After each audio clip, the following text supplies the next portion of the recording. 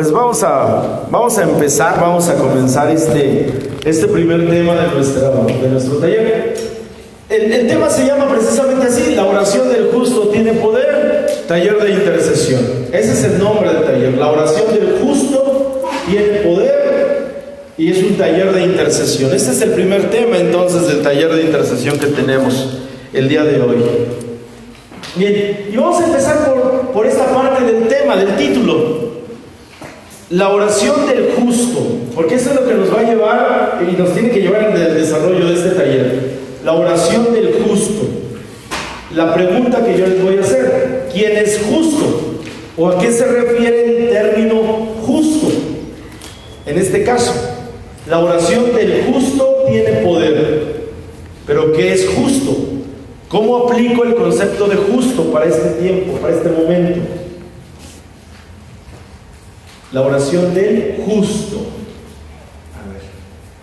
A ver, ¿qué idea tendrán ustedes? La oración del justo tiene poder.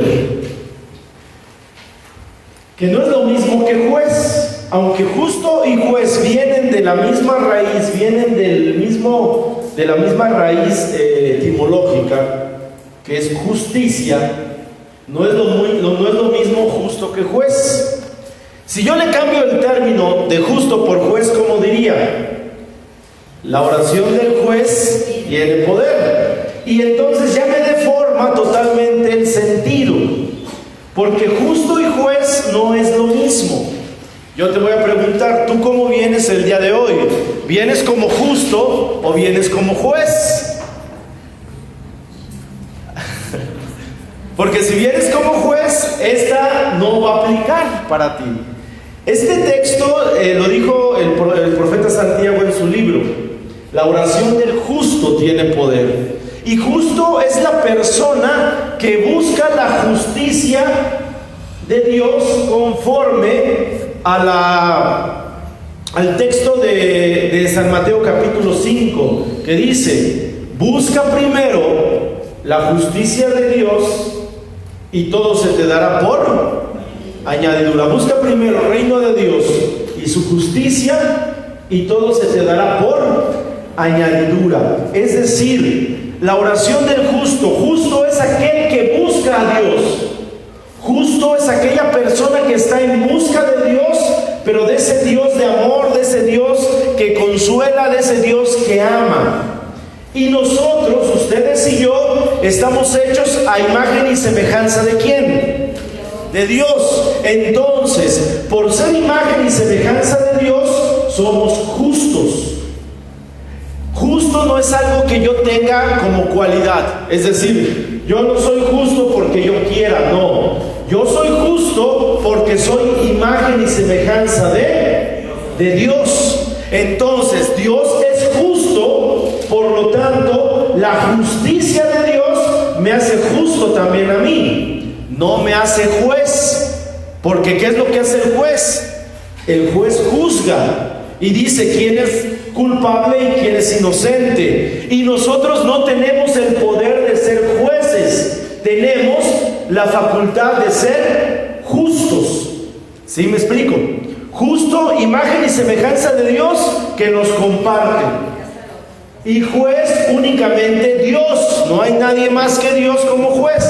A Él les corresponde. Entonces, la oración del justo tiene poder. La oración de aquel que busca a Dios, la oración de aquel que es como Dios en el sentido de imagen, de semejanza, no que sea Dios, pero estamos hechos a esa imagen. Entonces, por eso nuestra oración tiene poder, porque no es por nosotros, es por Dios que oramos. ¿Sí me estoy explicando? Es decir, mi oración, cuando la hago asemejándome, ¿quién es el justo?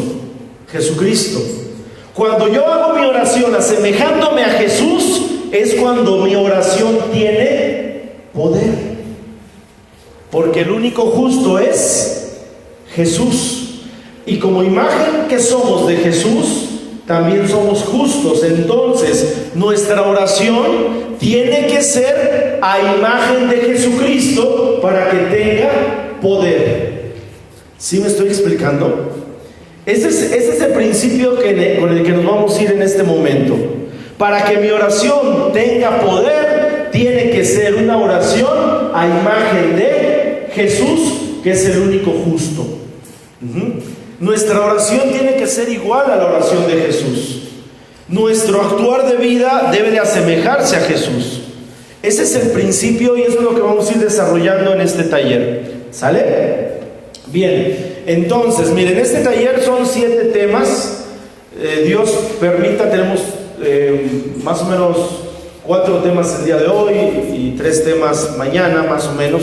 Los vamos ajustando. Pero lo importante, miren, las personas que tomaron el taller vía virtual, las personas que tomaron el taller vía internet, pues ya más o menos saben algunos puntos de los que se trata.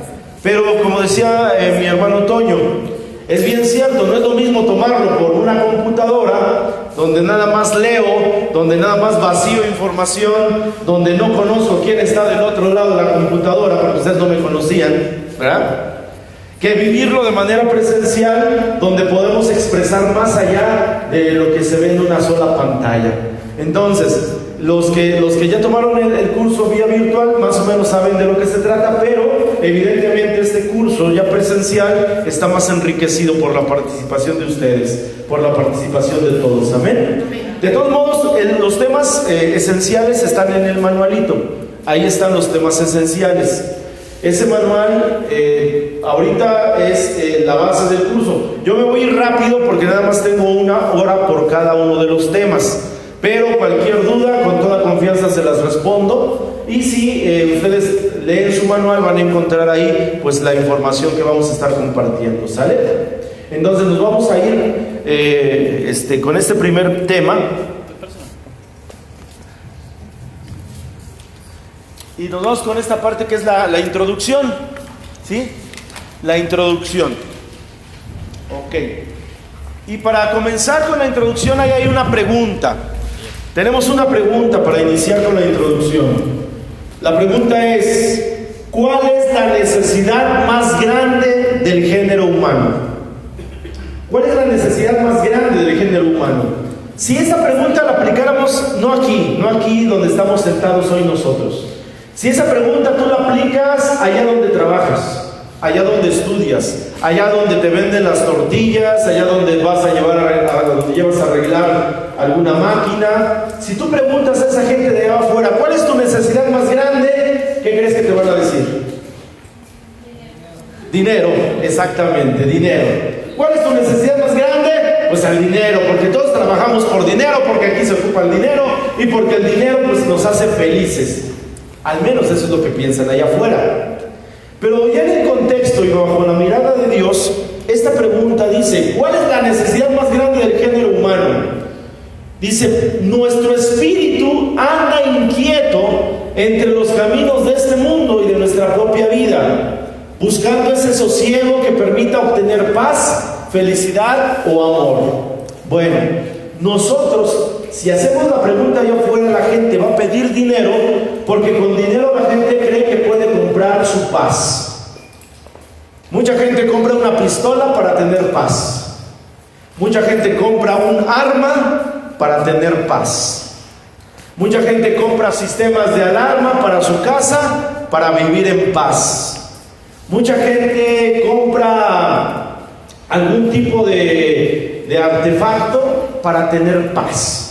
Piensan que la paz se puede comprar con dinero. Muchas personas contratan guardaespaldas para tener paz. Imagínate. O sea, imagínate el nivel, ¿no? O sea, tener que pagar para tener paz. Otros piensan que con dinero se puede comprar la felicidad, ¿no? Y esa es la idea que nos venden los medios de comunicación. ¿Quieres verte bonito? ¿Quieres verte bonita? Compra X, Y o Z artículo. Y te presentan una modelo bastante atractivo, ¿no? Y no saben que los mexicanos pues tenemos cuerpo más rellenito, más redondito, ¿verdad? O sea, como que pues, nos presentan una francesa, un francés, pues evidentemente va a ser distinto a nosotros, ¿no? O muchas veces la felicidad piensan que nos hacen los medios de comunicación que la compramos con dinero nada más. Familias sonrientes, niños sonrientes, papás sonrientes, donde nos muestran que X artículo nos va a dar esa sonrisa de felicidad, cuando sabemos que no es cierto. Que muchas veces nos matamos por comprar un artículo X que realmente no nos hace felices. Lo usamos, se acabó, y se acabó lo bonito que tenía, ¿no? O el amor, que es lo peor. Muchos piensan que el amor se puede comprar con dinero, ¿no? Que es lo peor que podemos pensar. Entonces, el mundo anda buscando la paz, la felicidad y el amor, pero lo quiere comprar con dinero. Y evidentemente esto no funciona así. La óptica de Dios, la visión de Dios no funciona de esa manera. Más adelante dijo San Agustín, a quien celebramos precisamente hace 2 o 3 días, la oración es el encuentro de la sed de Dios y de la sed del hombre. En la oración entonces vamos a encontrar 2 personas sedientas, Dios y tú. Fíjate, tú puedes pensar que Dios esté sediento.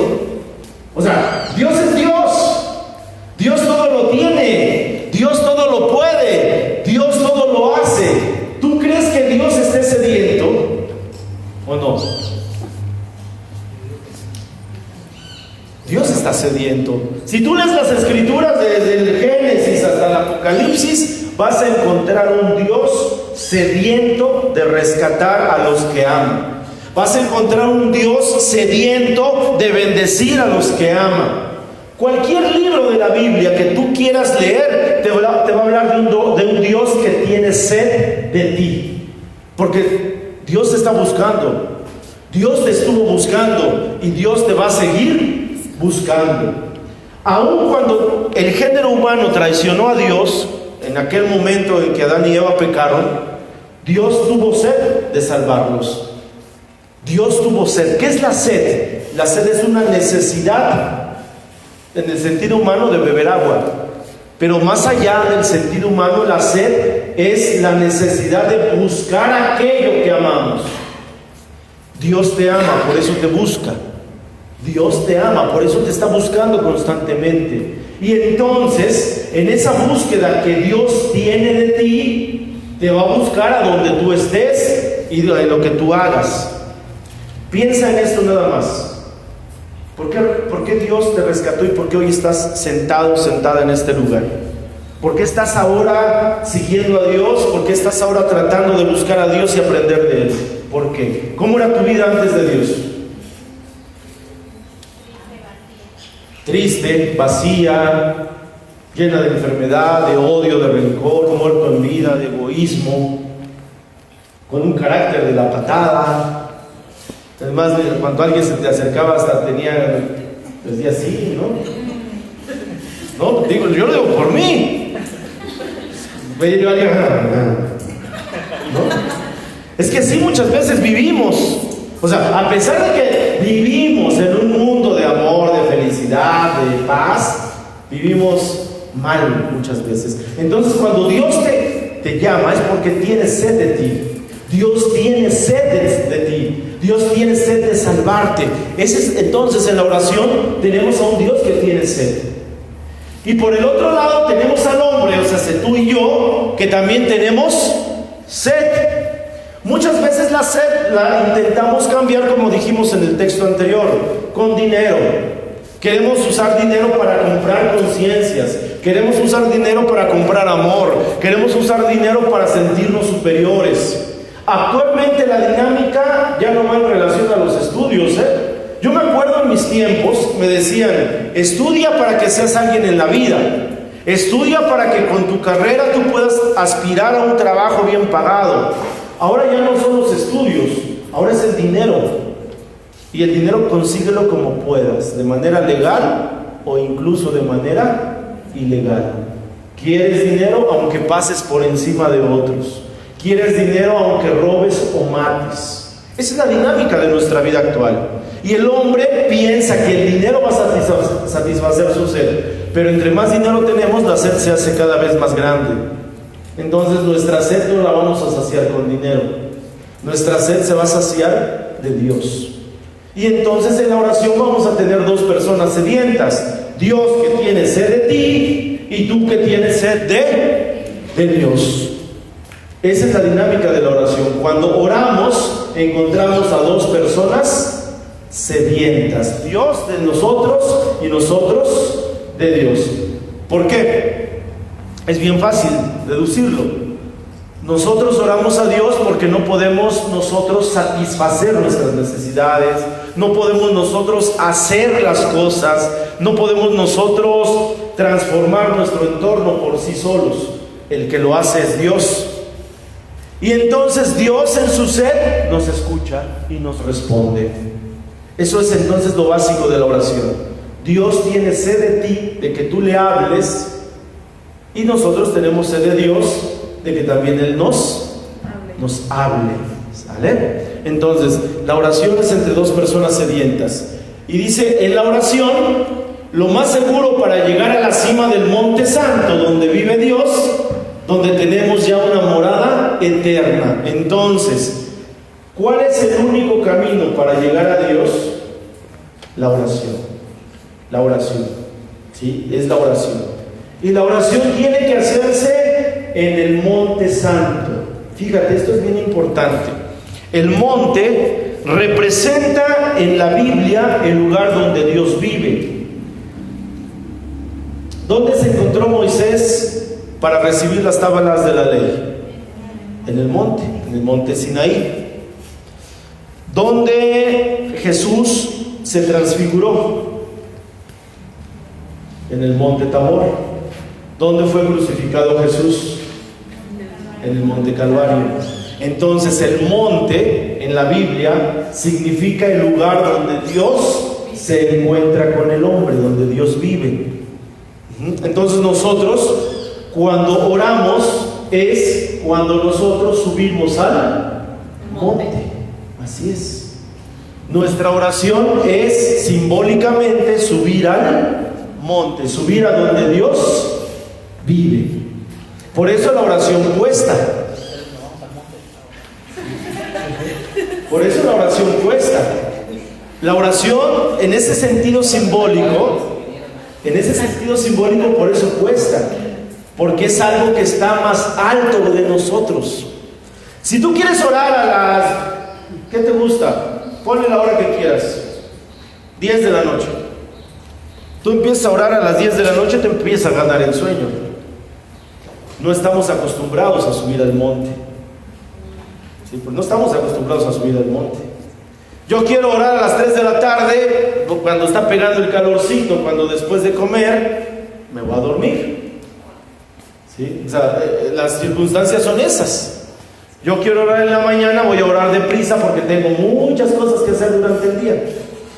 ¿Por qué? Porque no estamos acostumbrados a subir al monte, en el sentido simbólico, es decir, no estamos acostumbrados a encontrarnos con Dios.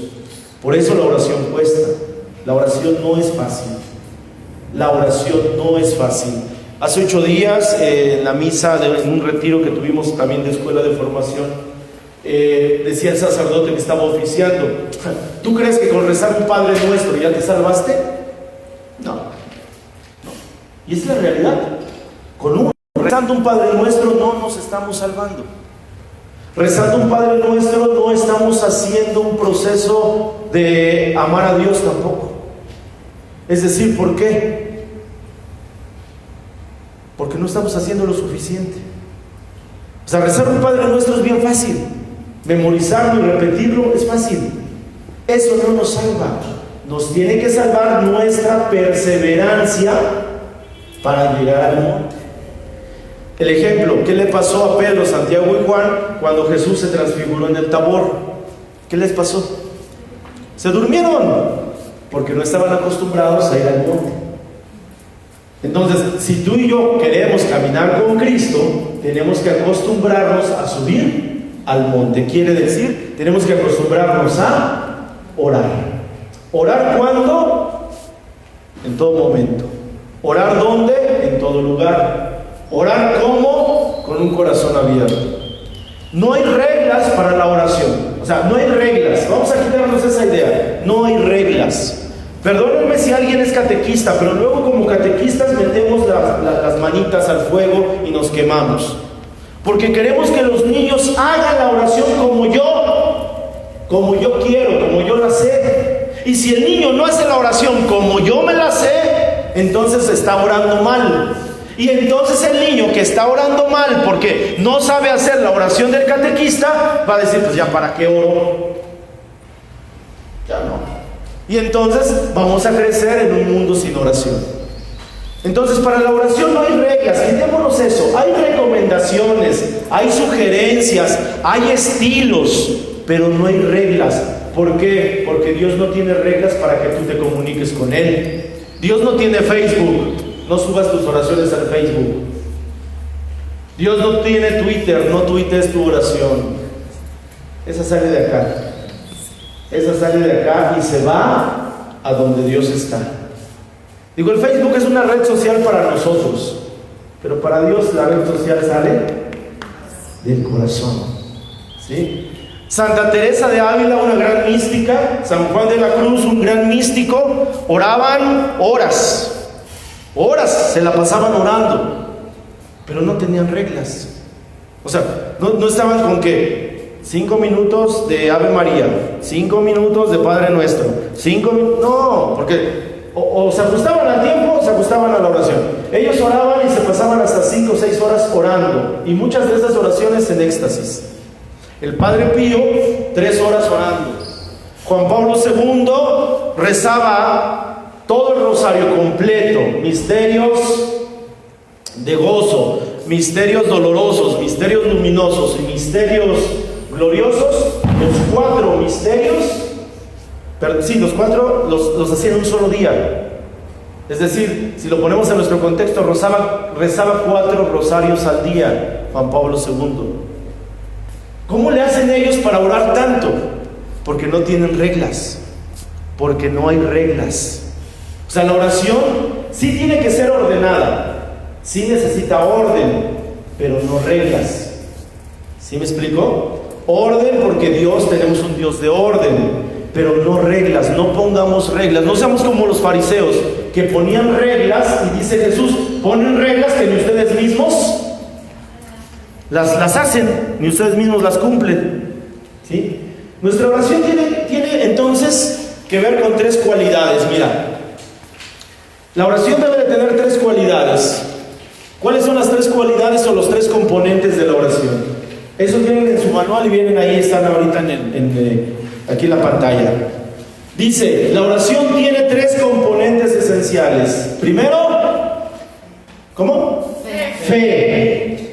La fe es el principal componente, ya que sin fe es imposible agradar a Dios. Hebreos 11:6. Primer componente de la oración, componente, la fe. Creer sin límites. Aquí viene un momento importante para el intercesor, para ustedes, para mí. Creer. A ver, yo ya estoy medio veterano. Yo tengo 46 años, aunque me veo de 23. Sí, tengo 23 de servicio docente. Tengo 23 de servicio docente y tengo 23 en el camino del Señor. O sea, estoy en la mitad de mi vida. El Señor me tomó a los 23 años y ahorita tengo 23 años de servicio docente, porque empecé a trabajar al mismo tiempo que el Señor me llamó a su servicio. Entonces, fe. Pero la fe tiene que ser la fe de un niño. La fe que Jesús nos dice, ustedes para entrar al reino de los cielos tienen que hacerse como niños. Entonces nuestra fe tiene que ser la fe de un niño. No ver al niño como una persona inmadura, porque luego es lo que nosotros hacemos. Ay, ¿cómo como un niño? Si el niño no tiene conciencia, si el niño no tiene madurez. No, o sea, no hay, sino Dios se refiere que nuestra fe tiene que ser como la de un niño, en el sentido de la pureza. De la pureza. Un niño, si tú le dices, te voy a regalar un dulce, el niño se queda esperando que tú le regales un dulce. El niño juega, ríe, no se preocupa. El niño, o en este momento, imagina, es que estoy luchando contra un dragón, es que estoy luchando aquí, es que estoy realizando esta hazaña. Es decir, la mente de un niño, por su pureza, es una fe grande, no tiene límites. Un niño no tiene límites en su imaginación. Tú en tu fe no debes de tener límites. No te pongas límites en tu oración. ¿Cómo hacemos nuestra oración? ¿Cómo es nuestra oración? Una oración de un adulto. Una oración de un adulto parece lista de supermercado. Ay, papito Dios, mira, ayuda a mi mamá que está enferma. Mira, Señor, ayuda a mi papá que tiene esto. Mira, ayúdame a mí que tengo aquello. Ayúdame allá y ayúdame allá y ayúdame allá y ayúdame allá. Y lo hacemos así, como si fuéramos al supermercado. No, calma. La fe dice el texto, Hebreos 11:6, sin fe no podemos agradar a Dios. ¿Y qué es la fe? Saber que Dios te está escuchando y saber que Dios tiene control sobre lo que tú estás necesitando. Como un niño, nuestra oración no tiene que ser lista de supermercado. Nuestra oración tiene que ser una plática de confianza, de amor, de cercanía. ¿Tú cómo ves a Dios? Si yo les digo, ¿cómo ven a Dios? ¿Qué me responden? Como su padre, bien. Mi amigo. Como mi amigo. ¿Quién más? ¿Nada más? Como un hermano. Como un hermano, ok. Papá, amigo, hermano. ¿Y cómo platican con él? Como si fuera una persona que estuviera al lado de nosotros. Mi padre y mi hija. A ver, ¿por qué? Como, a ver. Ahí es donde tenemos nosotros problemas. La forma en la que nos dirigimos a Dios. Es cierto, Dios es superior a nosotros y merece todo el respeto, todo el amor, toda la gloria. Pero muchas veces también eso nos hace ver a Dios así como que a lo lejos, muy lejano. No sé, a mí me educaron y desgraciadamente eso me afectó y me dijeron, si te portas mal, Dios te va a castigar. No, pues yo no quiero tener ninguna relación con Él. O sea, si Dios castiga, yo no quiero tener ninguna relación con Él. O sea, yo no puedo estar con alguien que me castiga, porque la lógica humana pues me hace a mí huir del dolor, me hace huir del castigo.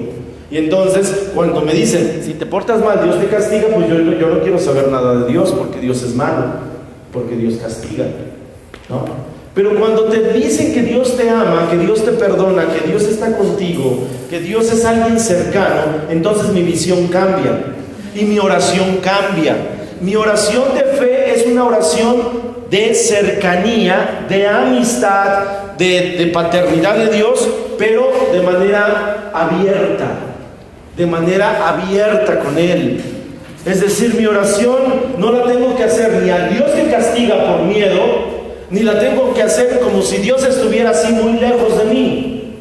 La oración tiene que ser cercana, de cercanía. Si es mi papá, es una persona cercana. Si es mi amigo, es una persona cercana. Si es mi hermano, es una persona cercana. Es decir, mi cercanía va a ser la fe que yo le voy a tener a Dios. ¿Qué tan cercano siento a Dios?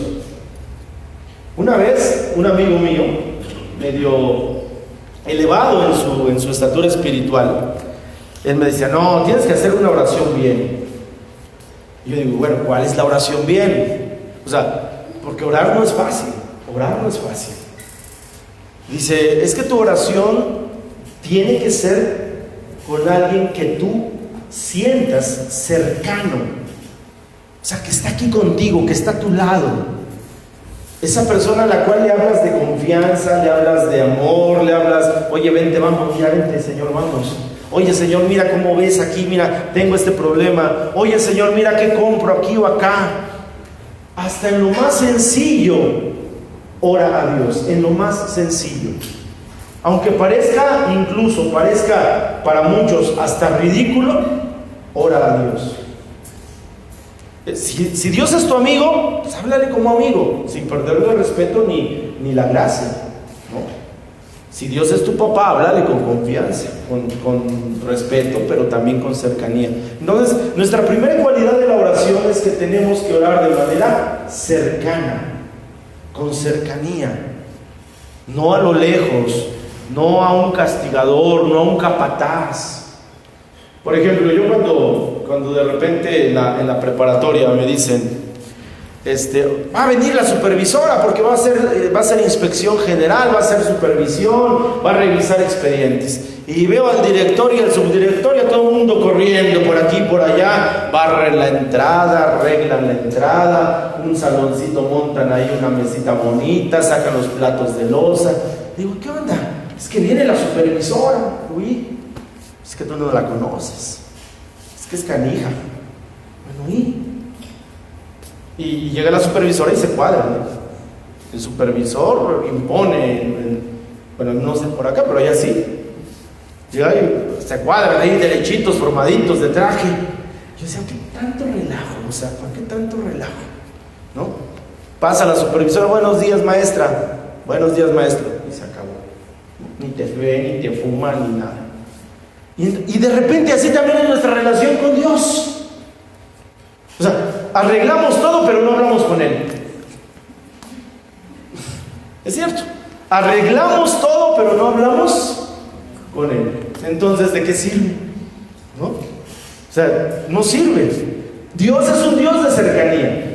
Yo no digo que no te arregles o que no estoy diciendo eso. Lo que estoy diciendo es que hables con Él de manera cercana. Aunque Dios imponga, háblale de manera cercana. Amén. Segunda cualidad, ¿cuál es? La humildad. Hay que reconocer que no depende de nosotros lo que estamos pidiendo, que depende de Dios. Esto es una lucha constante, ¿no? Esta es una lucha constante entre lo que Dios quiere y lo que yo quiero. Muchos de nosotros, porque somos humanos y tenemos esa debilidad, pensamos que lo que tenemos lo conseguimos por nuestros propios medios. Yo construí mi casa porque me fleté duro en el trabajo. Yo tengo un buen trabajo porque estudié mucho. Yo tengo un coche porque trabajé, ahorré, me cansé para tenerlo. Está bien, yo no digo que no. Tus aspiraciones tienen que ser siempre de bienestar, porque precisamente para eso Dios nos ha provisto de muchos medios. Sí, pero no es por nosotros, es porque Dios lo permite. Y la modernidad nos ha ido quitando esa humildad. Yo me acuerdo, mis abuelos, mis tíos abuelos, siempre me enseñaban y decían, primero Dios. Oye, primero Dios. ¿Cómo primero Dios? Si yo no trabajo, entonces primero Dios. Y si se dan cuenta, en la modernidad ya no decimos eso. El primero Dios ya se fue. ¿Pero qué significa eso? Que reconozcamos, primero Dios es humildad. Sé que lo que yo tengo, que puede ser poco o puede ser mucho, no es nada más porque yo quise, es porque Dios me lo ha dado. Es porque Dios me lo ha dado. Yo lo aprendí, fíjense, cuando yo terminé mi carrera a los 23 años, yo salí de estudiar del Politécnico, soy licenciado en Relaciones Comerciales, y salí como licenciado en Relaciones Comerciales. Y entré a trabajar en una casa de bolsa. Y empecé a ganar muy buen dinero, mi primer trabajo, un muy buen salario, en un nivel económico bueno, pero empecé a perder el piso. Porque el dinero yo lo ganaba y pensaba que yo podía disponer de eso. Es mi dinero, por eso estudié tantos años para tener mi dinero. ¿Y qué hice? No? Lo despilfarré, me fui de borracho, como Juan Charrasqueado. ¿Cómo es Juan Charrasqueado? Parrandero, borracho, mujeriego y jugador. O sea, así meritito yo también. En serio, así también. Y yo decía, es mi dinero. O sea, yo me cansé estudiando, yo me estoy trabajando, es mi dinero. Pero de repente mi dinero se hizo borrachera, se hizo corrupción, se hizo prostitución, se hizo irme todos los fines de semana a ponerme borracho con los amigos y un etcétera largo, ¿no? Y de repente, por ese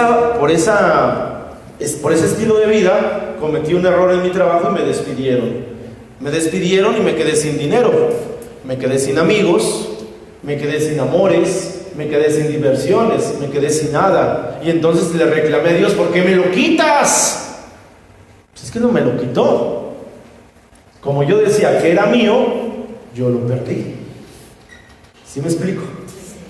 Hasta que después Dios en ese medio donde me rescata, me dice, bueno, ya te rescaté, y ahora digo, Señor, gracias, porque si yo quiero algo, sé que tú me lo tienes que dar, pero no me lo tienes que dar por obligación, sino porque tú eres bueno y porque yo tengo que orar por ello. ¿Sí me estoy explicando? Entonces la oración debe de ser una oración de humildad, saber que Dios es el que lo provee, porque por mucho que yo me esfuerce lo puedo tener, pero también lo puedo perder. ¿Sí? Y en cambio, si Dios me lo da, evidentemente sabré valorarlo mejor. Entonces, esa es la segunda cualidad de la oración. Primero la fe y segunda la humildad. Y el tercer componente es la confianza. La oración no es como las sopas Maruchan. La sopa Maruchan la metes en el horno y en un minuto ya está. Nuestra actualidad, mucha gente quiere que la oración se resuelva a la voz de ella. A ver, queremos coches cada vez más rápidos. Cada vez se están inventando coches más rápidos que corren más de 200 kilómetros por hora, arriba de 200 kilómetros, 300 kilómetros. La otra vez, hace algunos años me subí en una agencia. Un amigo mío fue a comprar un auto, entonces yo lo acompañé. Y pues ahí estaba yo viendo los coches y me dice el vendedor: súbase aquí a un Mustang. Dije: órale, me subo al Mustang, muy bonito, nuevo. Empiezo a verlo, 350 kilómetros por hora. Dije: órale. Bueno, pero mis carreteras con baches y todo no dan más de 100. ¿Para qué compro entonces un coche de 300 kilómetros por hora, no? Compramos cada vez teléfonos celulares más modernos y más rápidos. La red 5G que está ya a la vuelta de la esquina. Bajas información más rápida, ves videos más rápidos. Sí, pero esos videos más rápidos, esa música más rápida, ese teléfono celular más rápido te desconectan de los que están a un lado tuyo, ¿no? Te desconectan de lo que decíamos hace un ratito del curso. Tomamos el curso por internet, pero no es lo mismo que nada más estén viendo la pura pantalla a que interactuemos de manera personal. ¿Quién de ustedes no sabe que en ese momento ustedes están hablando ahí con la pantalla y yo estaba durmiendo? A ver. No me veían, ¿no? Sí. No, o sea, yo reviso yo el trabajo, lo leo, corrijo, esto está bien, esto está mal, pero yo no veo el gesto de ustedes. Yo no sé si tienen preocupaciones, yo no sé si están angustiados, yo no sé si en ese momento tienen otra ocupación más importante. No, a mí me tienen que entregar el trabajo así, pero como no hay esa interacción, pues evidentemente no nos conocemos, realmente no nos conocemos. Eso es lo que es un teléfono celular muy rápido. El chamaquito, la persona del teléfono se va a clavar más tiempo en el teléfono y ya no va a poner atención a lo que hay. Entonces, nuestras oraciones queremos que también sean así de rápidas.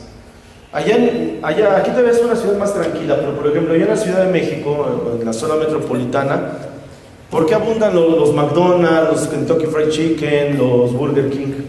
Porque la gente tiene únicamente cierto tiempo para salir a comer, 30 minutos, una hora, y tienen que salir rápido.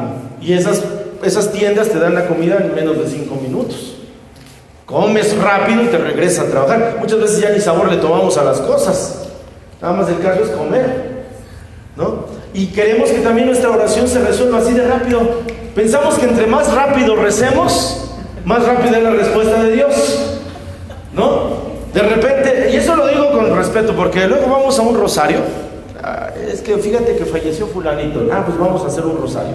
Y ahí está el Señor que dice: amén. Amén. ¿A qué horas pasaron por aquí? No, ¿a qué horas pasó por aquí? El Ave María no la vi ni la sentí, ¿no? Queremos que nuestra oración se resuelva así. No. Nuestra oración tiene que ser de confianza. ¿De confianza en qué? En una espera amorosa. Dios sabe cómo, cuándo, dónde y cómo, ¿no? Eso es lo que el Señor sabe. No porque ore yo más rápido, Dios va a resolverme más rápido. Dios va a saber en qué momento va a responderme. Entonces, ese principio de oración permite que entonces yo sepa esperar la respuesta de Dios, que yo sepa esperar el momento de Dios. Una vez con mi hijo mayor, tendría como unos 4 años más o menos, un domingo, nos acostamos un domingo, más o menos 10 de la noche, nos acostamos, Y a las 2 de la mañana mi hijo empieza a llorar y nos despierta y dice: es que me duele mi oído, es que me duele mi oído. Y en ese momento, pues lo que le digo a mi esposa: ¿sabes qué? Pues vamos a llevarlo a la clínica. A las 2 de la mañana nos dirigimos a la clínica, a una comunidad cercana. Llegamos, lo atienden en urgencias y nos dice la doctora: ¿saben qué? Su hijo tiene una infección en el oído, pero ahorita no tenemos este medicamento, entonces le sugiero que vaya ahorita a una farmacia de esas que abre 24 horas y consigan estas gotas para que se las pongan, porque ya lo que le vamos a poner es un analgésico para calmar el dolor, pero en cuanto pase el efecto nuevamente le va a doler y quizás le duela más, entonces las gotas es para la infección. Salimos 3 de la mañana a buscar una farmacia 24 horas. En esa comunidad no la encontramos, tuvimos que ir a otra comunidad más lejana, más grande, y gracias a Dios vimos una farmacia 24 horas, ¿no? Me bajo y le digo a la persona: ¿tiene estas gotas? Y me dice: sí. ¿Cuánto cuestan? 300 y feria. Y yo nada más llevaba 200 pesos. Y en verdad que me salí llorando de la farmacia. O sea, la impotencia de no poder comprar la medicina para calmar el dolor de tu hijo, al menos a mí me pegó. O sea, me pegó porque me sentí impotente, nada más 200 pesos, me faltaban 100 y feria. Y digo, tengo la solución a la mano en el sentido médico, pero no tengo con qué pagarla. Y mi hijo lo tengo en el carro llorando del dolor. Entonces salí y ya digo a mi esposa: ¿sabes qué? Pues no me alcanza, ¿no? O sea, pues vamos a la casa por dinero, vamos a conseguir dinero y regresamos, ¿no? Y entonces salimos de esa comunidad a la casa, son más o menos 35, 40 minutos. Y dentro de mi interior iba yo llorando o iba yo orando, de las dos cosas, llorando y orando. Y digo: Señor, pues mira, tú sabes qué onda, ¿no? Tú sabes qué pasó, no tengo el recurso, etc. El caso fue que yo de ir orando, mi esposa iba también orando, no nos dimos cuenta en el momento en que mi hijo se durmió, ni nos dimos cuenta. Íbamos metidos en la oración, quizás en el llanto, en el desahogo. Cuando llegamos a su casa de ustedes, me dice: ¿sabes qué? Ella se durmió, cárgalo. Y ya lo cargué con mucho cuidado, lo dejé en su cama, lo tapamos. Y me dice mi esposa: ¿sabes qué? Déjalo que duerma. Mañana, ya que despiertes y si amanece con dolor, pues ya nos vamos a comprar el medicamento, ya conseguimos. Ok. Y se durmió el niño. Se durmió, nosotros nos dormimos, entre el cansancio y todo nos pasamos durmiendo, y cuando despertamos más o menos las 8 y cachito de la mañana, el niño seguía durmiendo. Y ya se despertó más o menos como a las 10 y le preguntamos: ¿y tu oído qué te pasó? Ya no me duele. Ya no me duele. Vamos, fuimos al médico y me dice: no, el oído está bien. El oído está bien. Y digo: Señor, mira, o sea, tú entiendes la necesidad. Tú entiendes, Señor, ¿no?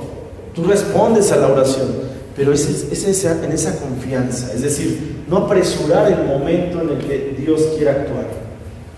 No hay que apresurar el momento. No hay que pedirle a Dios que apresure sus tiempos.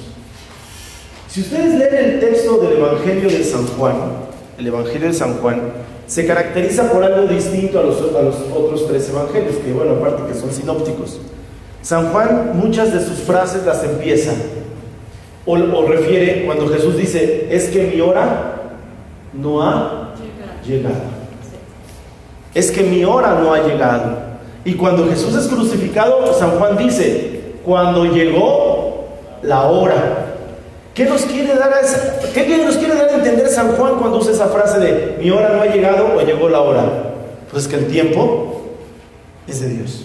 O sea, que va a llegar en el tiempo ideal, en el tiempo perfecto. Nosotros solamente tenemos que pedir sin desesperarnos, sino en una espera amorosa. Amén. Entonces, la oración, les digo, no tiene reglas, pero tiene 3 componentes: fe, humildad y confianza. Entonces, la oración, dice, es una elevación voluntaria de nuestro espíritu hacia Dios. Una elevación, es lo que les decía, subir al monte, es una elevación. Es nosotros buscar subir en humildad, en fe y en confianza a Dios. Orar es comunicarse con Dios para expresarle nuestras gracias o nuestras necesidades o nuestros sentimientos y pensamientos. Es un diálogo de dos partes, un diálogo donde yo hablo, pero donde yo también escucho. Que no se nos olvide, nuestra oración es de dos vías: hablar, pero también escuchar. Hablar y escuchar, ¿sí? Hablar y escuchar. Nuestras oraciones generalmente de repente nada más hablamos, pero no escuchamos. No, es de dos vías: hablo y escucho, ¿sí? Es por ello que la oración es diálogo y contemplación. Entonces, componentes: fe, humildad y confianza para hablar, pero también para escuchar. ¿Sale? Entonces la oración va en esas dos vías: hablo y escucho con esa confianza, con ese amor, con esa disposición a saber qué es lo que Dios me está diciendo también. Luego, viene aquí una de las grandes batallas que tenemos. Fíjense que cuando nosotros empezamos a conocer a Dios, no va a faltar alguien que nos va a decir que no recemos, que oremos. Y luego tenemos un conflicto interior. Yo no rezo, yo oro, así como que para darle caché, ¿no? Yo oro, tú rezas, así como que el que ora es más fregón, exactamente, ¿no? Y el que reza como que es más... Digo, a mí me pasó. Por eso cuando el Señor me permitió escribir este manual, yo quise hacer esa situación. O sea, no, Dios me enseñó que no debemos despreciar ninguna forma de oración, ninguna.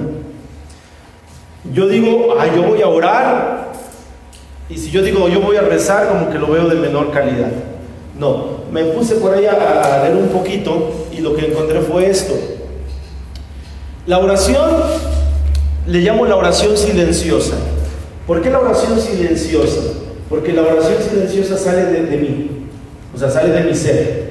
Sale de mis palabras, de mis ideales, de mis gustos, de mi personalidad, ¿sí? Todos nosotros tenemos una personalidad, ¿sí?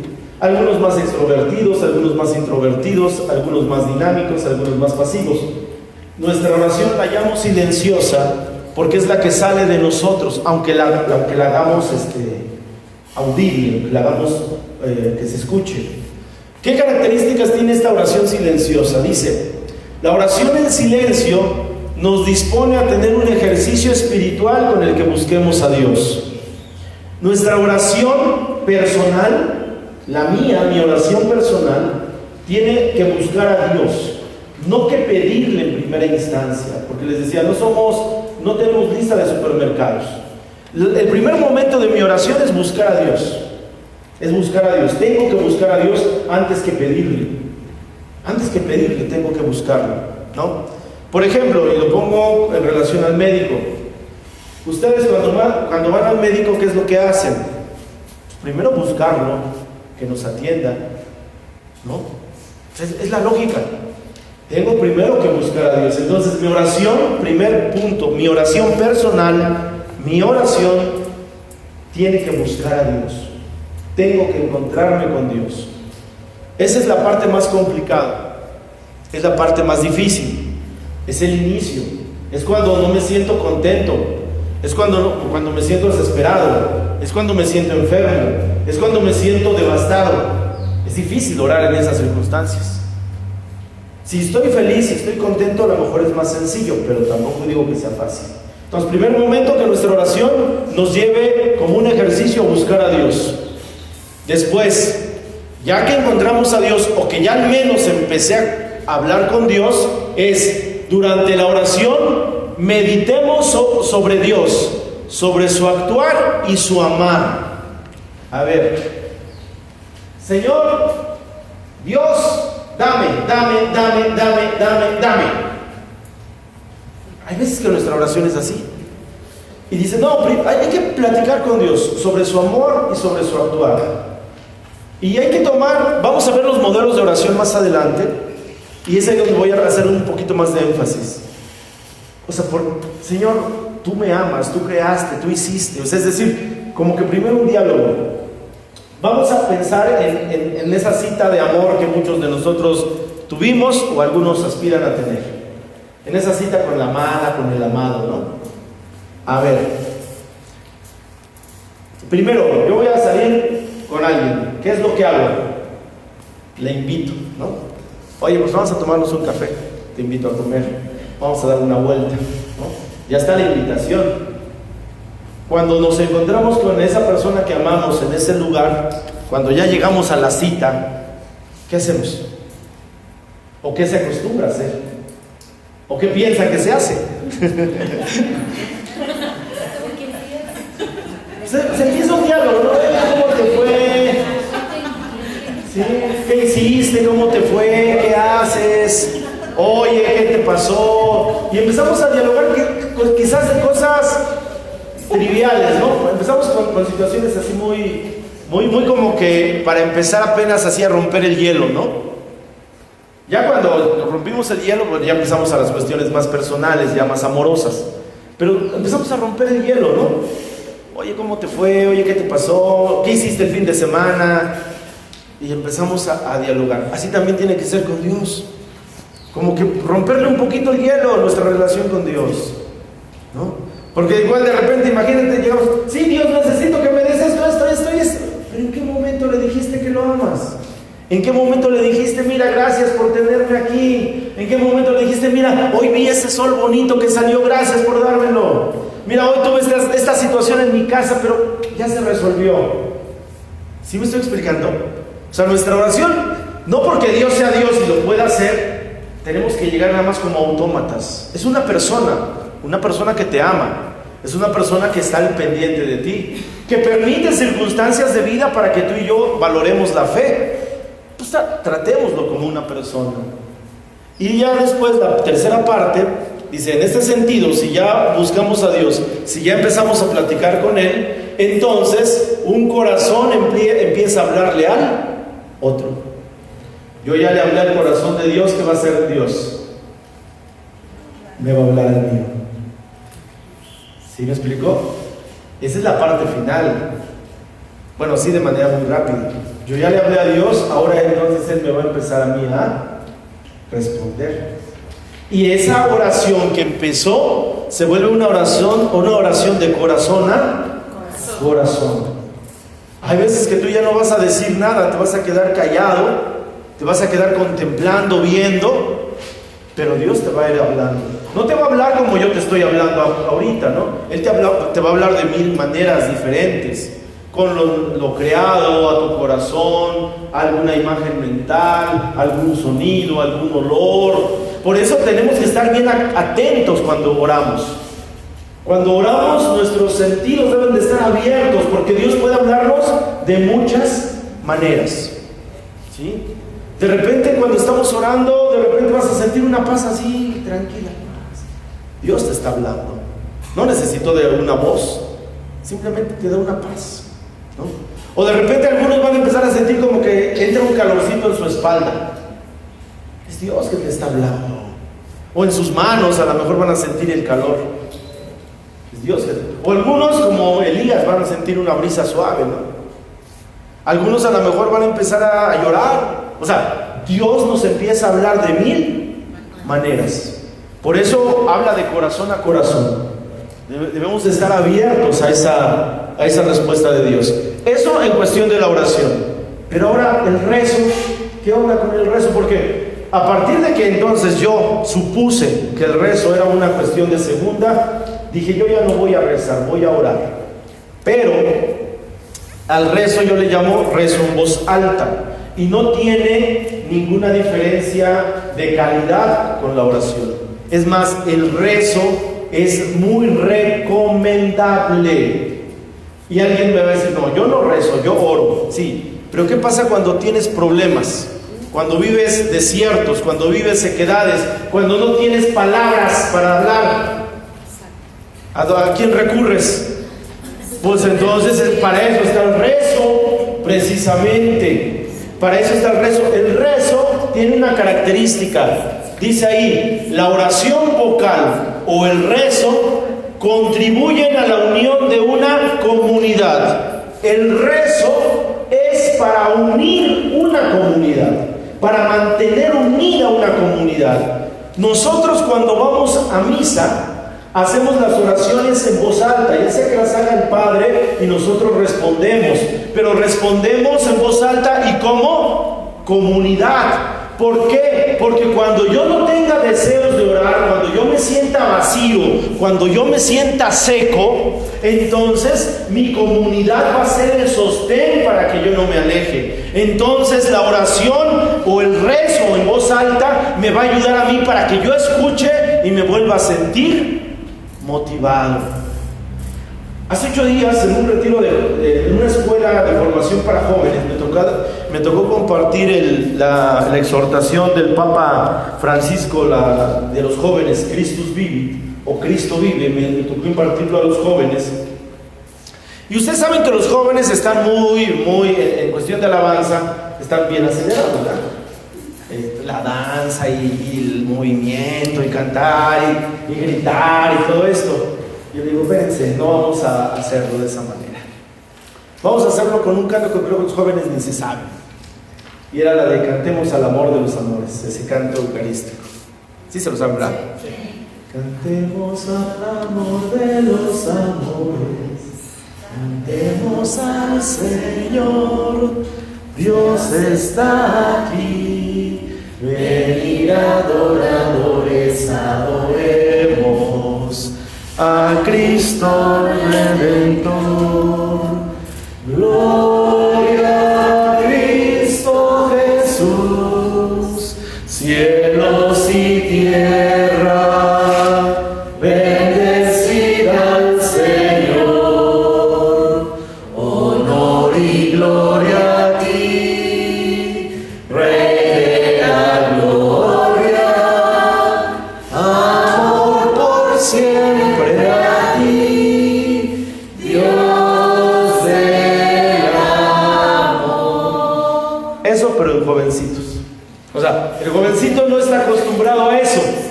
El jovencito está acostumbrado al alabaré, al brincaré, saltaré, danzaré, gritaré y todo lo que termine en ahí, ¿no? O sea, el jovencito no está acostumbrado al silencio. Entonces el día les dije, a ver, vénganse para acá, vamos a tener la presencia del Señor en la Eucaristía, pero no vamos a brincar ni a cantar, vamos a escuchar. Y como que ahí se quedan, ay, ¿cómo escuchar? Y empezamos con ese cantito, ¿no? Algunos no se lo sabían, algunos medio, y entonces empezamos, lo repetimos 3, 4, no sé, 5 veces quizás en lo que se lo aprendieron. Y en ese ambiente de oración, ¿no?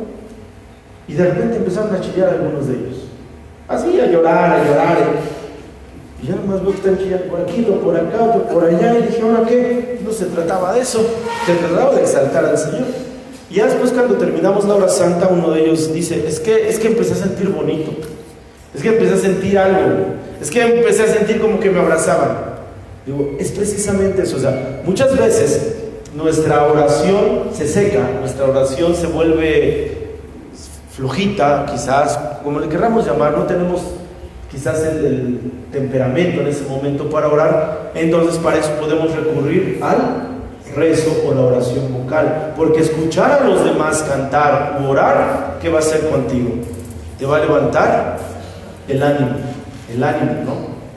Y entonces, ¿es necesario rezar? Claro que sí. En la misa rezamos, en un rosario comunitario rezamos, muchas veces en nuestra propia comunidad rezamos, aunque le llamemos oración.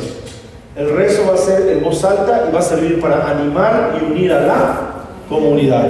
Dice también, una comunidad parroquial no podría encontrar una comunión en la oración si los fieles siempre oraran en silencio. No, también la asamblea, la misa, el acto litúrgico, nuestra parroquia necesita del rezo en voz alta para sentirse vivo, ¿no? Cuando se sale en una procesión rezando el rosario, se siente, o sea, si vas haciéndolo bien, se simbra tu ser y simbras a los que están a tu alrededor. Hay personas que en el momento de rezar, de cantar, sacerdotes en el momento de orar, te simbran y te motivan y te levantan y hacen que, aunque traigas problemas, situaciones difíciles, te pongas de pie, ¿sí?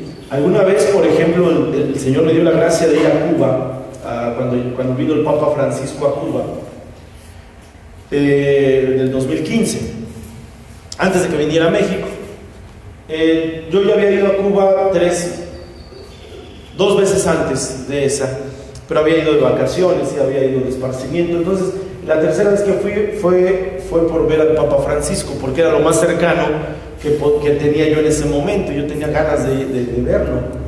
Entonces, el pueblo cubano es un pueblo bastante oprimido, un pueblo donde hay escasez, un pueblo donde hay falta de libertad y muchas veces también esa falta de fe, de religión, ¿no? Está restringida por el tipo de gobierno que tiene. Entonces esa vez fui a ver al Papa Francisco y yo me dije, creo que era sábado, el día que iba a estar en la Plaza de la Revolución. Dije, pues yo me voy desde el viernes en la noche porque me imagino que va a estar difícil. Pues me fui el viernes en la noche y no había nadie. Era evidente porque el pueblo cubano tiene un régimen ateo y los católicos son minoría en Cuba. Son minoría, la mayoría son ateos. Hay de otras denominaciones todavía más pequeñas, pero hay muchos santeros, por ejemplo. Hay mucha gente dedicada a la santería, que es considerada una religión allá en Cuba. Los católicos había poco, llegué el viernes en la noche y había nada más 4 personas ahí. Pues ya me quedé con ellas, unos venezolanos, unos cubanos. Y el caso fue que ya en la mañana, que fue cuando dejaron de entrar para llegar a ver al Papa, cuando entramos, y a mí me cimbró, cuando empezaron estaban ensayando los coros para la misa, estaban por ahí animando algunos animadores ahí antes de la llegada del Papa. Pero cuando viene llegando el Papa, entrando a la Plaza de la Revolución, y cuando empieza a tocar el coro, o sea, el lugar se cimbró. O sea, yo me cimbré, pero el lugar se cimbró. Era música caribeña, o sea, muy aquí de movimiento. Pero cuando lo cantaban, todos los que estábamos abajo nos quedamos callados. Porque era una cosa impresionante oír un coro así. O sea, yo la verdad, cuando empecé a escucharlo, dije, esto es de otro nivel. Y los que estábamos abajo, a pesar de la algarabía, de los gritos y eso, nos callamos porque el coro estaba imponiéndose al ruido. Y entonces cuando entra el Papa Francisco y el coro empieza a tocar y empieza aquí a recorrer los pasillos, se sintió una presencia de Dios muy fuerte. O sea, el ambiente era un ambiente divino, un ambiente fuerte. Pero ¿qué hizo el coro? O sea, empezó a hacer un canto y ese canto contagió a los demás. Entonces, el rezo tiene esa función, contagiar a los demás. Si yo voy triste y me encuentro con un coro alegre, con un coro que motiva, pues me va a contagiar. Si yo me siento en medio de 2 personas que están en la algarabía, yo no me las voy a ver así. Y al rato va a terminar parado en la silla también brincando. O sea, me refiero que el rezo, lo comparo con un rezo, es eso. El rezo en voz alta es necesario, sí, y es benéfico también. Es más, para los que sabemos un poquito de psicología, es lo recomendable para muchas terapias, el rezo en voz alta. ¿Por qué creen que la gente va un montón al yoga? Porque empieza a hacer sus famosos o sus mantras. Esa es una terapia. La mantra es una terapia. Es lo mismo que hacemos nosotros, nada más que hecho bien y rezándolo, ¿no? Entonces, el rezo es bueno, ¿eh? Y tercero, sin embargo, si se reza en voz alta, se puede crear un ambiente de común presencia en Dios. Entonces, no desechamos ningún tipo de oración, tanto en silencio es bueno, como en voz alta o también rezando. ¿Sale? Rezando. Amén. Amén. ¿Hasta aquí vamos bien? Sí. ¿O me regreso? No. ¿No? Ok. Bueno, vamos bien, sale pues. Ahora, hay diferentes formas de oración. Primero tenemos la oración de bendición. Esta oración de bendición es exclusivamente sacerdotal. Sacerdotal, ¿sí? Generalmente la oración de bendición es una oración sacerdotal. Esta oración de bendición, dice, es una oración que pide la bendición de Dios sobre nosotros. Toda bendición procede únicamente de Dios. Toda bendición, esto llévatelo. Toda bendición procede únicamente de Dios. Su bondad, su cercanía, su misericordia son bendición. La fórmula más breve de la bendición es: el Señor te bendiga. La fórmula más breve. A ver, aquí viene una situación también muy moderna. ¿Cuántos de nosotros usamos la palabra, estamos comunicando, sobre todo por las redes, y ponemos bendiciones? O sea, no es malo, pero muchas veces nosotros confundimos que yo estoy bendiciendo a mi hermano, de quien me estoy despidiendo. No, la bendición únicamente viene de Dios. Lo correcto es decir, Dios te bendiga. Eso es lo correcto. Porque yo no soy fuente de bendición. Yo no soy fuente de bendición. Yo no tengo esa pureza de bendecir yo como persona, porque soy pecador, porque tengo errores, porque tengo una naturaleza pecadora. ¿Sí me explicó? El único que puede bendecir porque es puro es Dios. Lo que puedo decir es: Dios te bendiga, Dios te lleve con bien. Es decir, porque Dios sí tiene ese poder por la pureza que es Él. Entonces, eso ya nosotros lo que estamos haciendo es extender lo que Dios quiere, pero no le quitamos el mérito, lo sigue haciendo Él, pero nosotros somos instrumentos de. Por eso lo correcto es decir: Dios te bendiga, aunque lo digamos, porque la única fuente de bendición es Dios. Los sacerdotes hacen precisamente la bendición, pero la hacen en nombre de ¿quién? En nombre del Padre, del Hijo y del Espíritu Santo, es decir, en el nombre de Dios. No la hacen por ser el Padre o por ser el sacerdote, ¿no? Entonces, nosotros podemos bendecir, sí, no en el sentido ministerial, pero sí en el sentido de nuestro sacerdocio real, pero diciendo: Dios te bendiga. ¿Ok? Dios te bendiga, Dios te bendice, Dios te haga prosperar. Hay una oración que está en el libro de Números, capítulo 6, versículos 22 al 26, que es la bendición de Aarón. Esa es la oración por excelencia que hace el pueblo judío. Y el sacerdote se paraba frente al pueblo, levantaba la mano derecha y decía: que el Señor te bendiga y te guarde, que el Señor haga resplandecer su rostro sobre ti, que el Señor te mire con amor y te conceda la paz. Esa era la bendición de Aarón. Luego la retomó San Francisco de Asís, porque muchos conocen esta oración como la oración de San Francisco. Bueno, esa oración tú la puedes hacer como una forma de bendecir a tus hijos, a tu esposo, a tu esposa, a tu familia, tu trabajo, tu negocio. Pero si te das cuenta, la fórmula empieza con Dios te bendiga, el Señor te bendiga. ¿Sí me estoy explicando? Entonces, esa oración se conoce como oración de bendición. Luego tenemos otro tipo de oración, que es la oración de adoración. La oración de adoración. Esta oración de adoración dice: toda persona que comprende que es criatura de Dios reconocerá humildemente al Todopoderoso y lo adorará. Es decir, la oración de adoración es poner a Dios por encima de mí y de todo. Saber que yo no soy nada. Reconocerle a Dios su portento, su majestad, su divinidad.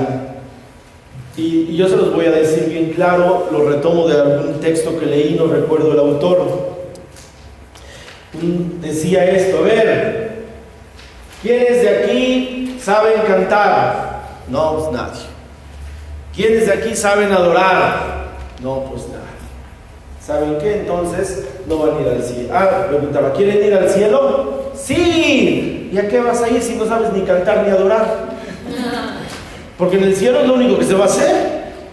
Ya en el cielo no va a haber más que cantos y adoración. Y si aquí tú no lo sabes hacer, mucho menos allá en el cielo, ¿no? a manera de chiste lo contaba, lo leía yo, ¿no? Es bien cierto, miren, adorar es algo que muchas veces no llegamos nosotros a concretar. Y no lo llegamos a concretar porque como que nos quedamos entre sí y entre no. La adoración es simplemente sabernos que nosotros somos nada y que Dios es todo. Pero no con palabras vacías, no con palabras huecas, no con palabras con clichés, porque tenemos muchos clichés. ¿Qué es un cliché? Repetir lo que oímos. No, es vivirlo. Hay personitas que cuando están orando sienten la necesidad de hincarse. Es una forma de adorar. Hay personitas que incluso hasta se postran, así como estaba postrado el Papa Francisco, ¿no? Totalmente. Son necesidades que surgen en el momento. Es cuando nosotros decimos, Señor, pues mira, tú tienes todo el poder, tú tienes todo, yo me rindo, yo me siento, yo me hinco, yo me postro. Eso se va a dar a medida que tú sepas orar, a medida que practiques tu oración. Dios te va a ir manifestando, no porque Dios te lo quiere imponer, no porque Dios te lo quiere imponer, no, sino porque Dios lo que hace es simplemente tomar su lugar y tú inmediatamente reconoces que ese lugar le corresponde a Dios y me quito yo de ahí.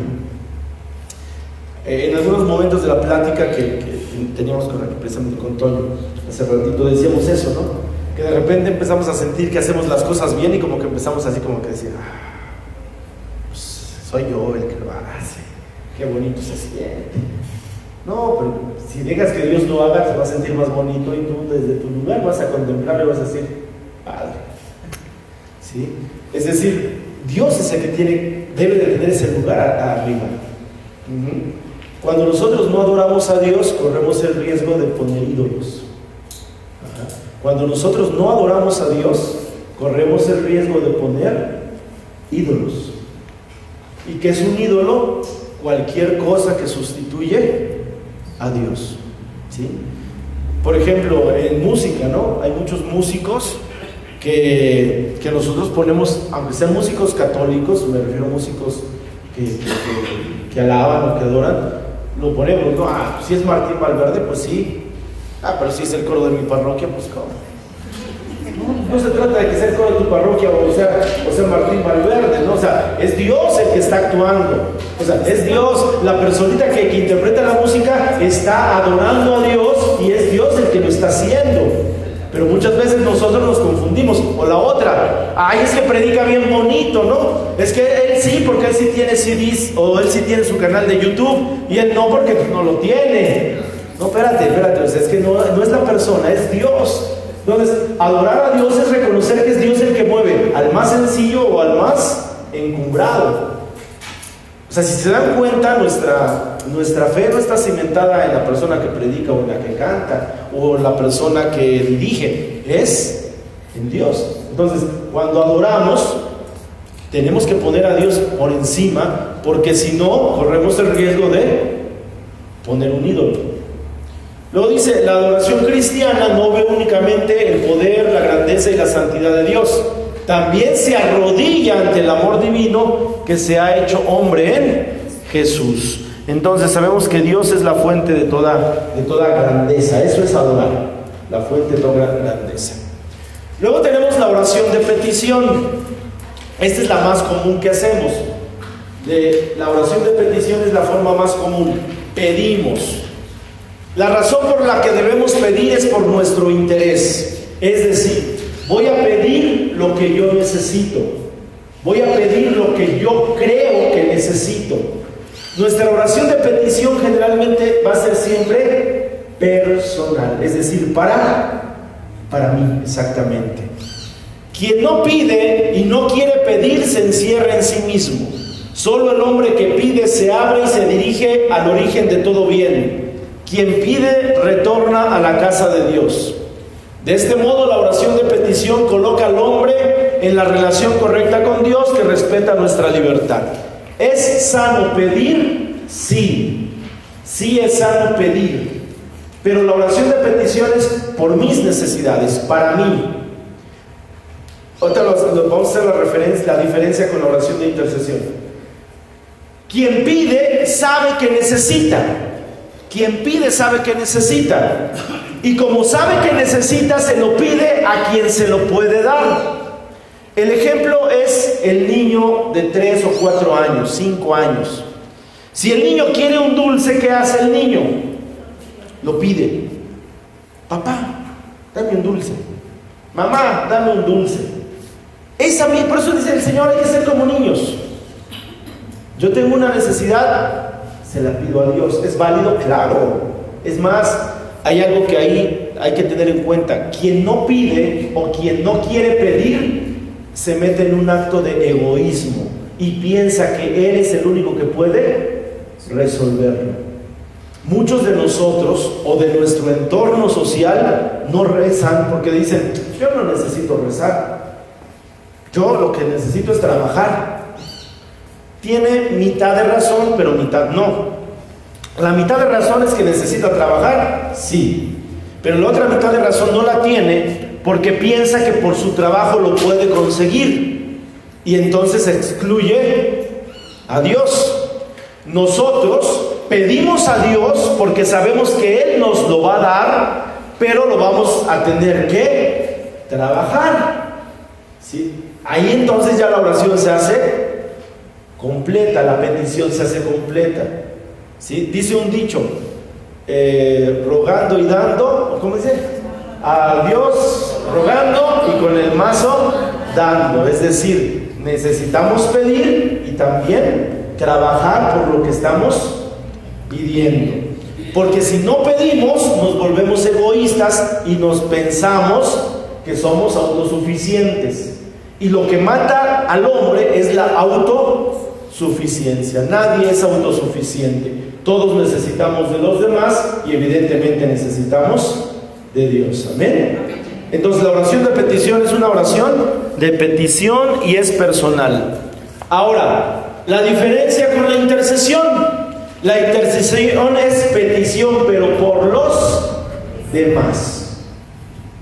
Dice: del mismo modo que Abraham intercedió a favor de los habitantes de Sodoma, así como Jesús oró por sus discípulos, y como las primeras necesidades no solo buscaban su interés, sino todos el interés de los demás. Filipenses 2:4. Los cristianos piden siempre por todos, por las personas que sin importarles para ellos, por las personas que no conocen e incluso por sus enemigos. Entonces la oración de petición es por las necesidades de los hermanos, de los demás. Aquí es donde viene la clave. Si hablamos de intercesión, voy a estar hablando de lo que los demás necesitan, no de lo que yo necesito, sino de lo que los demás necesitan. Una persona que intercede no va a pedir por sí, va a pedir por los demás. Esta es la clave, porque en muchos momentos, grupos, ministerios de intercesión van a interceder y empiezan: sí, Señor, te pido por mí, porque mira que estoy enfermo, mira que ya no puedo, mira que tengo 1000 problemas. ¿Y en qué momento vino la intercesión? No, pues no hubo, pues por eso no sucedieron las cosas. La intercesión es quitarme yo y poner la necesidad del otro. A ver, volteen a ver quién está sentado junto a ustedes. ¿Tendrá necesidades ese hermano que está ahí con ustedes? Si van a orar por intercesión, ¿qué tienen que hacer? Orar por él, por ellos, ¿sí? Y ya hasta el final, o en otro momento, entonces hacer mi oración de petición. Sí, o sea, yo no digo que no oren por ustedes, sí, pero cuando hablamos de intercesiones, mirar primero a los demás. Hay un texto que nos ilumina muchísimo, y lo vamos a revisar más adelante, el de Abraham, ¿no? Que pidió porque Dios no destruyera Sodoma. Es decir, se preocupó por los demás. Mira, Señor, pero si hay un bueno ahí. Mira, Señor, pues él tiene cosas buenas, míralo, porque ya no puede. Entonces, por los demás. La intercesión entonces es una oración generosa. ¿Por qué generosa? Porque se da por los demás. ¿Amén? Ok. Sí. Luego hay otra oración que es la oración de acción de gracias. Evidentemente esa también tiene que ser parte de nuestra vida. La oración de acción de gracias, todo lo que somos y lo que tenemos viene de Dios. San Pablo dice, y nos lo pregunta hoy, ¿tienes algo que no hayas recibido? Si ya lo recibiste, da gracias a Dios, porque Él es el dador de todo bien, que nos hace felices. Dar gracias.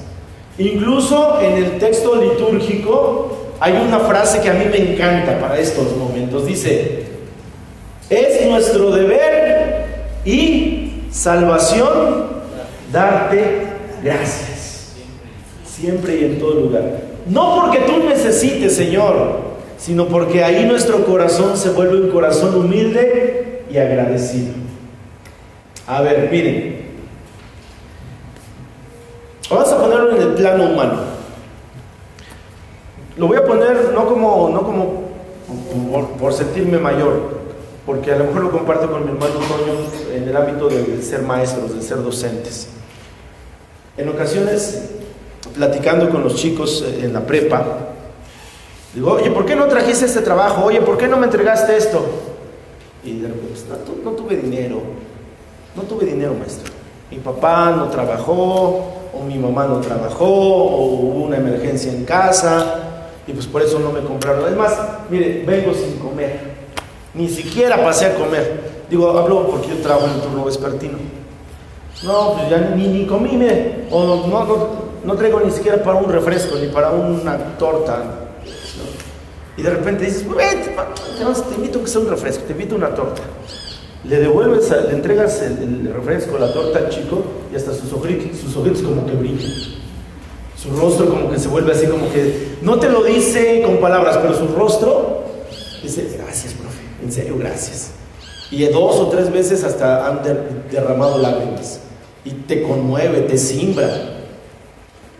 Imagínate si eso pasa en el plano humano. Si tú, cuando le das algo a alguien y te dice gracias, o te mira con unos ojitos así de decir, gracias, profe, gracias, y te simbra y te hace chillar. Imagínate ahora Dios cuando tú le agradeces.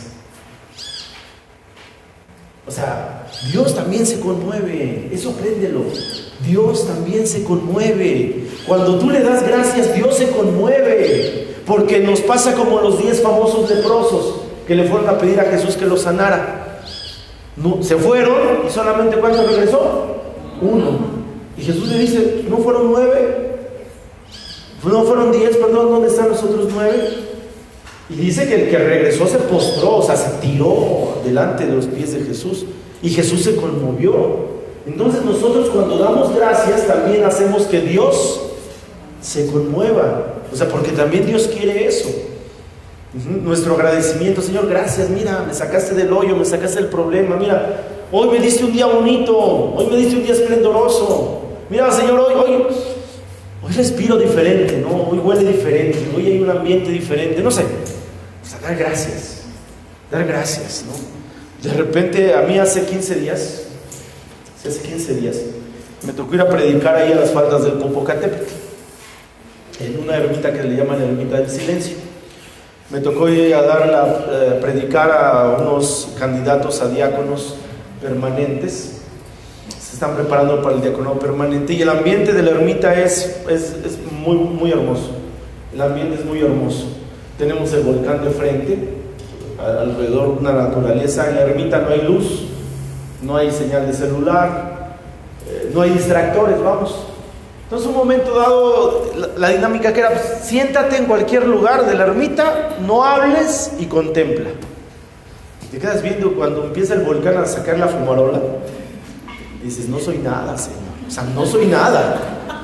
Se ve impresionante. Cuando se empieza, dices, no, a ver a qué horas esta cosa explota. No soy nada. O sea, ahí te sientes nada. Y de repente dices, Señor, gracias porque me estás permitiendo ver algo que nunca había visto, nunca había experimentado. O sea, la impotencia en todo su esplendor, ¿no? O sea, no eres nada. Y de repente ves cómo salen unas aves volando así, de un árbol a otro, ¿no? Dices, esto es libertad. O de repente mi hijo me dice, papá, mira, allá hay unos conejitos. Y salen una pareja de conejitos. Estamos hablando del ámbito natural, ¿no? Dices, pues pues eso ya no se ve en una ciudad urbanizada, ¿no? Ya no, y dices, gracias, Señor. Y entonces tenemos que aprender a ser agradecidos con Dios en todo momento, en lo más pequeño, en lo más sencillo, tenemos que aprender a ser agradecidos. Amén. Y por último, tenemos la oración de alabanza. Fíjate, esa imagen a mí me agrada mucho, esa imagen a mí me agrada. La vez que yo la encontré en internet, me quedé fascinado de verla. Me recuerda a las bodas de Caná. Ciertamente las bodas de Caná no lo dice, textualmente la Biblia no lo dice, pero en otros textos y a través de la historia del pueblo de Israel, sabemos y decía que las bodas en Israel duraban 7 días, toda la semana. Y una participación dentro de las bodas era la alegría, el júbilo, el danzar. Entonces cuando yo veo esta imagen y veo, pues es Jesús quien está danzando, pues me imagino a Jesús danzando. O sea, digo, el rey David danzó, y eso sí la Biblia lo dice textualmente, ¿no? Que el rey David danzaba y remolineaba y daba vueltas. Pues y que su esposa se enojaba, ¿no? Que se enojó ahí está Mical y que lo quiso exhibir, y Dios. Yo no me imagino a Jesús no danzando. O sea, si Jesús era respetuoso de la ley, pues evidentemente también Jesús participaba del ambiente festivo. Si no, ¿para qué les convirtió el agua en vino, ¿no? a los de la boda, ¿no? Entonces, esta oración de alabanza es una oración de júbilo, es una oración de agradecimiento también, pero a manera festiva.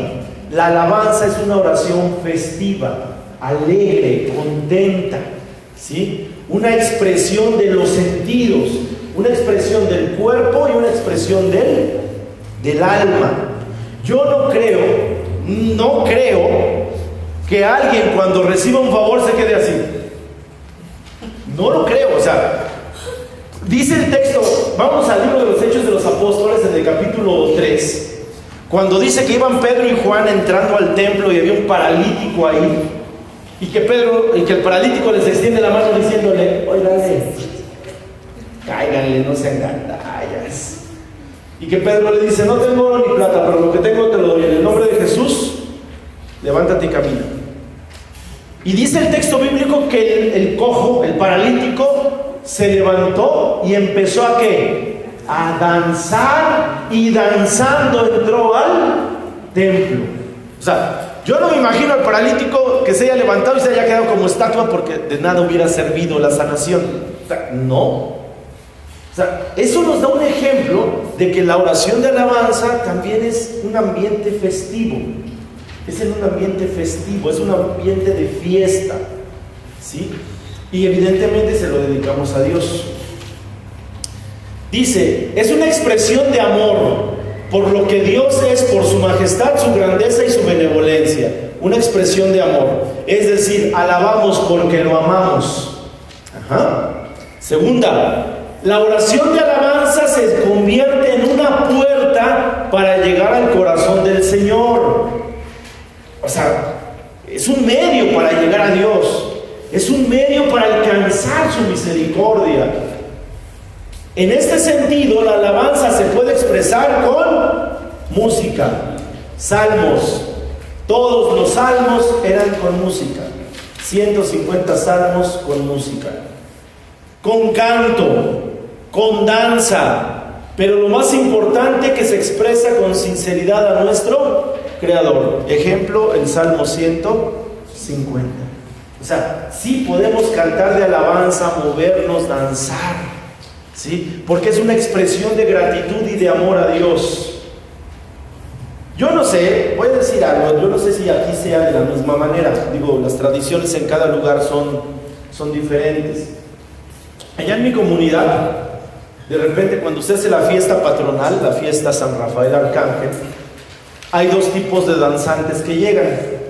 Los danzantes que allá se conocen como concheros, que son los que realizan bailes prehispánicos con plumajes y con muchos adornos de, no sé cómo se llaman, penachos, así con muchos plumajes, con muchos accesorios así de conchitas o de semillitas que parecen conchitas y que cuando las mueves como que suenan. Esos, y el otro grupo de danzantes, se les llama los 12 pares de Francia, que es un baile ya más de unos cuates que representan una representación de cristianos franceses y de moros en una batalla en la conquista de España hace muchos siglos, que usan machetes y que hacen sus ejercicios, ¿no? Totalmente muy bonito la danza. Bueno, y yo decía, bueno, a ver, si estos cuates haciendo danza pagana se la ofrecen a Dios, ¿cuánto y no los que podemos ofrecer una danza cristiana, una danza judía, una danza judío-cristiana o algún movimiento representativo de ese tipo de danza? Es decir, mover las manos, batirlas, mover los pies, danzar así como que muy suavemente. Y de repente me decía algún sacerdote de aquella época, no, eso no se puede. Ay, padre, entonces ¿por qué permite que los otros estén bailando acá adentro? Ah, es que esa es la tradición. Bueno, pues vamos a empezar una nueva tradición.